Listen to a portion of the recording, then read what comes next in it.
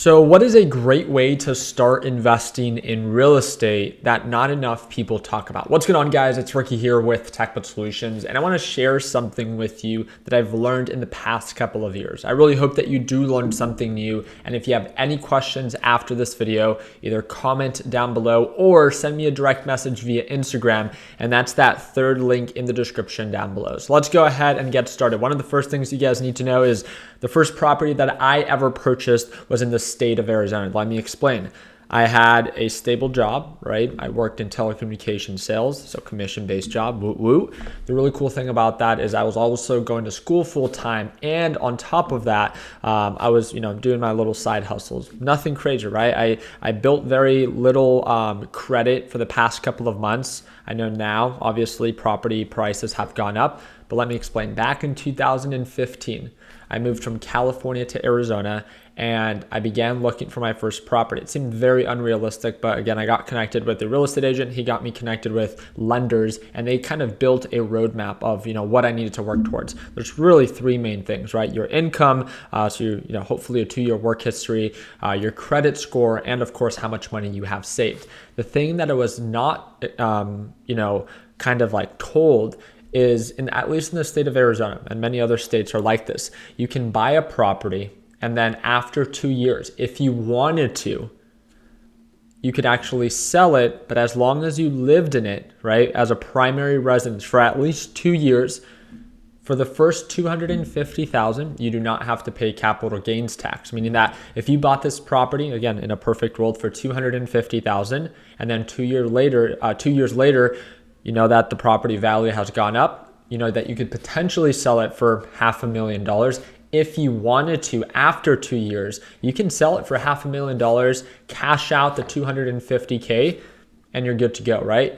Here's another way that I would approach it. One of my goals is, because I understood that every 2 years for a single individual, I can not pay capital gains for the first $250,000. If you're a couple or if you're married, right now, if you're married, it's up to $500,000. So that's an incentive for those married couples out there. It's up to $500,000. So what I began to do is I began to set a goal of trying to purchase a property at least every 2 years. And think about this. Well, do you have to sell that property after 2 years? Not necessarily, right? You can convert that primary residence that you bought for $250,000 to now as an investment property, and hopefully in 2 years it's worth more, right? Especially more now than ever before. Property values have recently pulled on back because of that rally that we saw shortly after the pandemic. So property values are coming down. Let's say that you can pick something up. Again, I'm just using a perfect world example of $250,000. 2 years later, it's worth $500,000. Instead of selling it, you can do a cash out refi, convert it into an investment property. And normally they just want about 20 to 25% equity into that actual property. So what would that look like? Well, for something that's valued at about $500,000, let's say that you do a cash out refi, what that means is a bank will lend you on what the property is currently worth, with the difference of, you at least having anywhere from 20 to 25% equity, right? So if it were to be something like 20% equity, that would mean that you would at least have to have about $100,000 in equity in that property. But if you bought this property for $250,000 and you're trying to take out a loan for $500,000, the bank is only going to require you to, have the first $100,000. But because you have $250,000 in equity, right? That means that you get to pocket $150,000. You now have a new loan, and now you can take those $150,000 and buy another primary residence. Obviously, it's very simple when it's on paper. The goal is to build a passive income through real estate by being able to leverage and utilize this tax code that is available to everyone, right? It's not just huge businesses.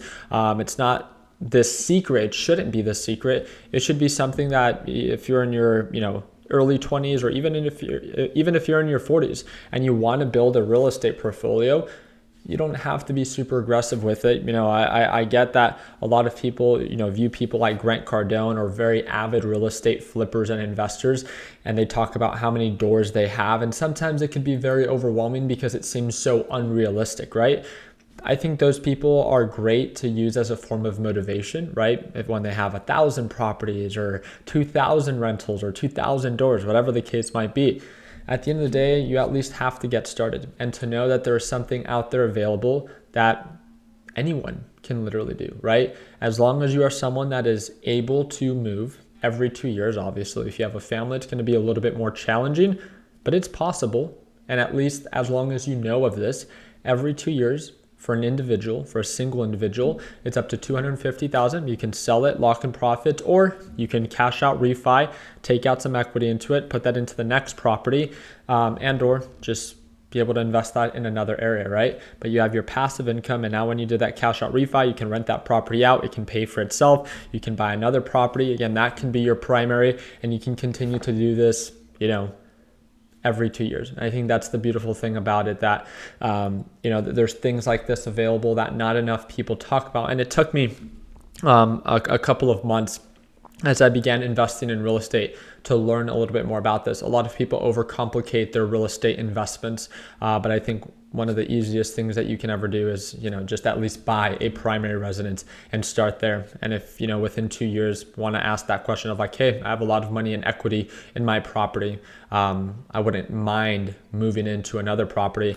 Then if you have that availability to be flexible with that, the cool thing about that is when you begin to rent out your other properties, right? And then they begin to pay you, you also get to report that income, and then that will help you qualify for even a larger property, right? So you can buy more investment properties at that point.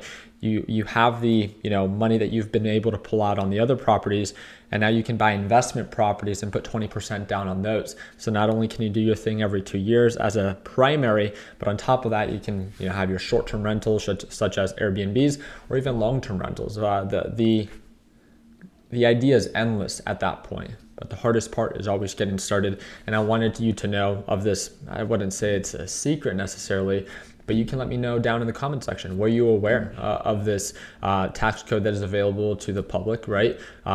And is it something that you would see yourself being able to leverage in the next couple of months? And again, if you have any questions, I hope that you know that I'd love to be of value for you. I think that's why we have the following that we do. I never get the most views.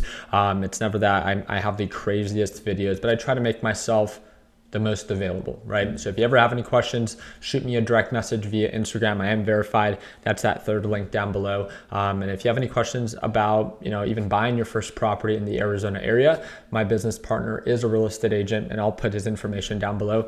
And you never know, right? It's a message that you can send today that can really put you in a better path tomorrow. So appreciate your time. Hope that earned your thumbs up. Please consider subscribing. And like always, let's make sure that we end the year on a green note. Take it easy, team.